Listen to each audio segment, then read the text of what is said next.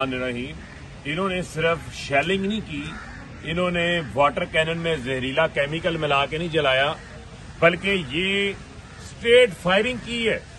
अभी straight firing की है, जिसकी गोलियों के खोल जो है वो मेरे पास यहाँ पे मौजूद हैं। ये मैं आपको दिखा रहा हूँ, अगर आपको ये जूम करके दिखा सकता है, ये आप इनको गोलियों के खोल जूम करके इनको दिखाएं। आप ये दिखाएं, ये जो सामने ये खोल आपको नजर आ रहे हैं, ये स्ट्रेट फायरिंग की गई है और ये जुल्म की इंतहा कर दी गई है।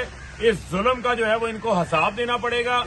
जालिमो, तुम लोग जो है वो लंदन प्लान पे अमल दरामद कराने आए हो, जो गारंटियां दी हुई हैं उसकी बुनियाद पे आए हो।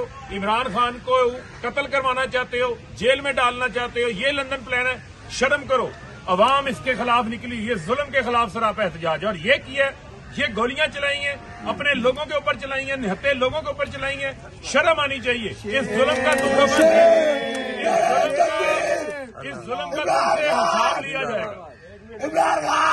को चेयरमैन बोल शोएब शेख के खिलाफ मनगढ़ंत, झूठा और बेबुनियाद केस। हुकूमत इंतकामी कार्रवाइयों पर उतर आई। रिश्वत देने के झूठे इल्जाम के पीछे असल हकायक वो ले आया अवाम के सामने। सिंध हाई कोर्ट की जानिब से 10 मार्च को एग्जैक्ट केस में बरियत का फैसला भी दे दिया गया, जो रिश्वत के इस इल्जाम को झूठा और बेबुनियाद साबित करने के लिए काफी है। सवाल ये उठता है, न रिश्वत लेने वाला न देने वाला मौजूद, तो फिर ये मुकदमा क्या है? गुज़िश्ता 5 सालों में न तो कोई गवाह पेश हुआ और न ही कोई सबूत सामने आया, जबकि कोई इंक्वायरी अमल में नहीं लाई गई। जब मुल्जिमान से कोई तहकीकात नहीं की गई, कुछ साबित नहीं हुआ, तो फिर ये मुकदमा क्या है? इससे कबल केस की इंक्वायरी कमेटी के सामने खुद जज कादिर मेमन ने रिश्वत के इल्जाम की तरदीद की थी और कमेटी को तहरीरी तौर पर आगाह भी किया था। इस झूठे और बेबुनियाद केस की कानूनन कोई हैसियत नहीं। सिंध हाई कोर्ट इस मुकदमे में शोएब शेख को बरी कर चुकी है, तो फिर इस नाम नेहाद इल्जाम की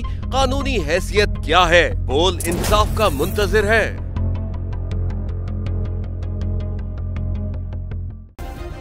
सब्सक्राइब करें और बेल दबाएं ताकि कोई खबर रह न जाए।